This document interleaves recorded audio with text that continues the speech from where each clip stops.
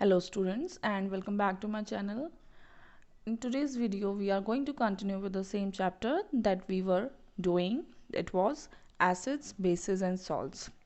And before starting the today's topic, आपको क्या करना है? सबसे पहले वीडियो को लाइक करिए, अपने दोस्तों के साथ शेयर करिए और अगर पहली बार आप हमारे चैनल पे कोई वीडियो देख रहे हैं तो सबसे पहले इस चैनल को सब्सक्राइब कर लीजिए ताकि आगे आने वाली वीडियोस की नोटिफिकेशंस आपके पास टाइम पर पहुंच जाएं। तो चलिए आज का टॉपिक जो है उसको डिस्कस करने से पहले मैं आपसे एक क्वेश्चन पूछना चाहूँगी स्टूडेंट्स। फॉर एग्जांपल मान लीजिए आपके टीचर ने आपको कोई सब्सटेंस या फिर कोई केमिकल दे दिया है, उसको हमने एक्स से डिनोट किया है, ठीक है। अभी वो अननोन है, that's why we are saying it as X. तो वो जो अननोन सब्सटेंस दिया है आपको X, we have to identify that chemical कि वो जो आपको दिया गया है वो क्या है, ठीक है। दैट मीन्स वो एसिड है या बेस है, ये चीज़ हमें उसको आइडेंटिफाई करनी है, ठीक है। तो उसको आइडेंटिफाई हम कैसे करेंगे? Today we are going to discuss the topic that is indicators. तो इंडिकेटर्स वो होते हैं जो हमें ये हेल्प करते हैं जानने में कि जो अननोन सब्सटेंस है या अननोन केमिकल है, ठीक है, क्या वो एसिड है या वो बेस है। तो इंडिकेटर्स हमारी वही मदद करते हैं। Now we are going to further start our topic indicators. So here you can see that it is written indicators. तो सबसे पहले देखते हैं कि इंडिकेटर्स क्या होते हैं, किस तरह की चीज़ होती है indicators.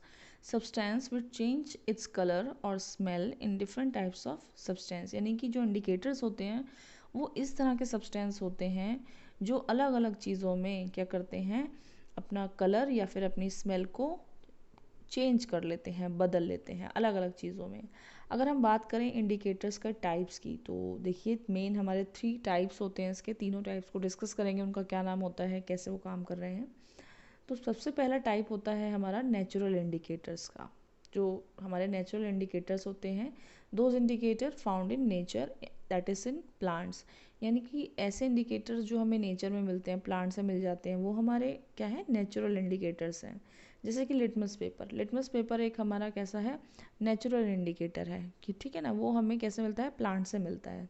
That's why it is under the category of natural indicators.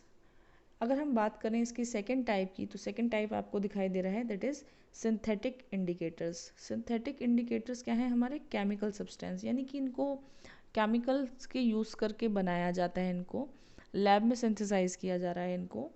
तो ये हमारे केमिकल सब्सटेंस होते हैं एक तरह के।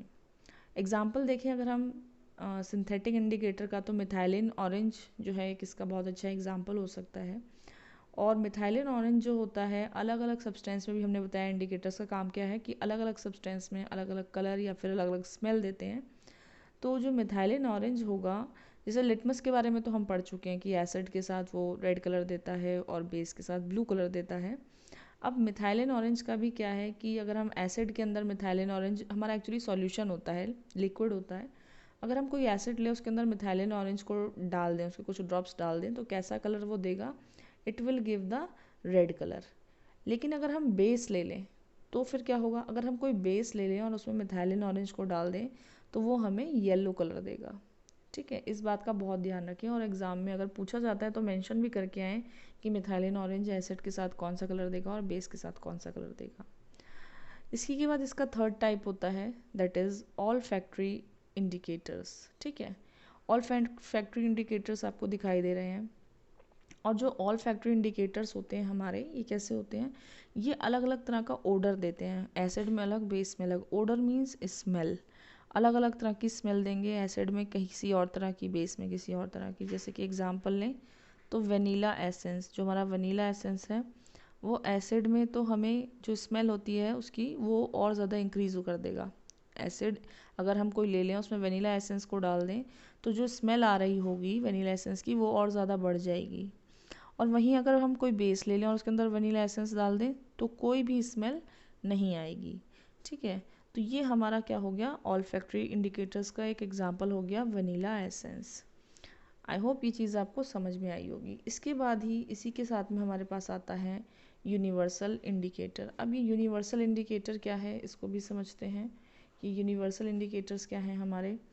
It is mixture of several indicators, It showed different colors at different concentration of H positive ions in the solution. यानी कि जो हमारे यूनिवर्सल इंडिकेटर हैं वो क्या है, अलग अलग तरह के इंडिकेटर्स का मिक्सचर है, हम ये कह सकते हैं।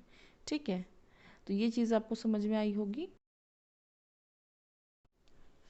Here you can see that it is written pH scale.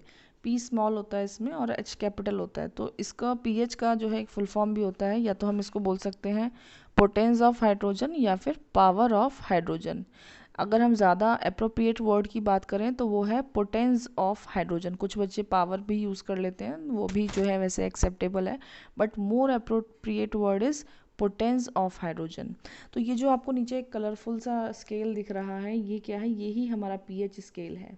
यानी कि यूनिवर्सल इंडिकेटर जो होते हैं इस पीएच स्केल के अकॉर्डिंग जो है अपने कलर शो करते हैं। एसिड में जो है किस तरह का कलर दे रहा है तो आप क्या करते हैं, उसे मैच करके देख लेते हैं, और बेस में जैसा दे रहा है वो आप अपने इस स्केल से मैच करके देख सकते हैं, मतलब कलर को, कि वो एसिड की कैटेगरी में है कि बेस की कैटेगरी में। तो ये कैसे पता चलेगा कि कलर से कि वो एसिड की कैटेगरी में है कि बेस की कैटेगरी में है।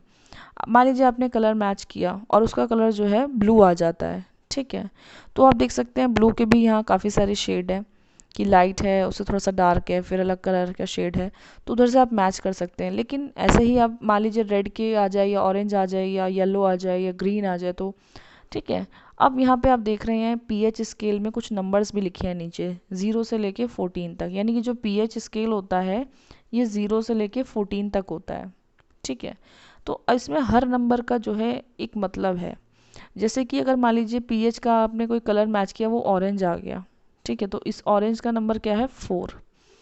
तो इसका क्या मतलब है, पीएच की वैल्यू अगर 7 से कम है तो वो हमेशा कैसा होता है, पीएच से कम है। यहाँ पे आप देखो दिखाई दे रहा है कि पीएच से जो है 7 से कम है, यहाँ पे तो आपको ज़्यादा दिख रहा है, यहाँ पे आप देख सकते हैं पीएच अगर 7 से कम है तो वो कैसा होता है, एसिड होता है, यानी कि उसका नेचर एसिडिक होता है। अगर उसका पीएच जो है आप देखो लाइट ग्रीन आ जाए, यानी कि वो 7 आ रहा है, तो यानी कि वो कैसा है, वो न्यूट्रल है, ठीक है, यानी कि वो न्यूट्रल है। न्यूट्रल मतलब ना तो वो एसिड है ना वो बेस है। न्यूट्रल क्या होता है, हमारा ड्रिंकिंग वाटर जो हमारा पानी होता है वो हमारा कैसा होना चाहिए, न्यूट्रल होना चाहिए, ना तो वो एसिडिक हो ना वो बेसिक हो। लेकिन अगर हम बात करें कि मान लीजिए आपने उसको टेस्ट किया और ब्लू कलर आ गया, मान लो ये 12 नंबर वाला कलर जो है शो कर रहा है, तो जैसे आपने देखा 12 पीएच की वैल्यू 12 आ रही है, तो यानी कि उसका जो पीएच की वैल्यू है वो 7 से बड़ी है, और अगर 7 से बड़ी पीएच की वैल्यू हो जाए तो उसका नेचर क्या होता है, बेसिक होता है, यानी कि वो एक बेस होता है। तो इसीलिए हम नंबर से बता सकते हैं कि कोई भी चीज़ एसिडिक है बेसिक है। मान लीजिए आपने टेस्ट किया और उसका कलर जो है पीएच पेपर से जो का जो स्केल है उसके आपने मैच किया और फिर उसके अकॉर्डिंग आपने उसका नंबर देख लिया, तो आप बता सकते हैं कि वो एसिडिक कैरेक्टर का है या फिर वो बेसिक कैरेक्टर का है, कि वो एसिड है या बेस है, कौन सी कैटेगरी में वो आता है। मान लीजिए सीधा नंबर से भी आप बता सकते हैं। अगर मान लीजिए एग्जाम में पूछ ले कि पीएच वैल्यू अगर हमारे किसी सब्सटेंस की मान लीजिए 4 आती है तो वो उसका नेचर क्या है, तो उसका नेचर है एसिड, बिकॉज वो 7 से कम है। 7 से कम होने पे एसिड होगा और 7 से ज़्यादा होने पे बेस होगा, 7 होने पे न्यूट्रल होगा। मान लीजिए आपको दे दे 10 है तो 10 पीएच का मतलब क्या हो गया, 7 से बड़ी वैल्यू है, दैट मीन्स वो एक बेस है, ठीक है। तो इसको देख के आप समझ सकते हो, ये जो अलग अलग कलर है ये आपको मैंने समझाने के लिए करा है कि किस तरह के शेड जो है होते हैं, कि लाइट से डार्क का की तरह वो फॉर्म होता है। आई होप आज की वीडियो में आपको जो है इंडिकेटर्स क्या होते हैं समझ में आया होगा। तो जल्दी से इस वीडियो को लाइक करिए और कमेंट करके बताइए कैसा लगा, आपको समझ में आया, और अपने दोस्तों के साथ शेयर भी करिए, और पहली बार आ रहे हैं तो चैनल को सब्सक्राइब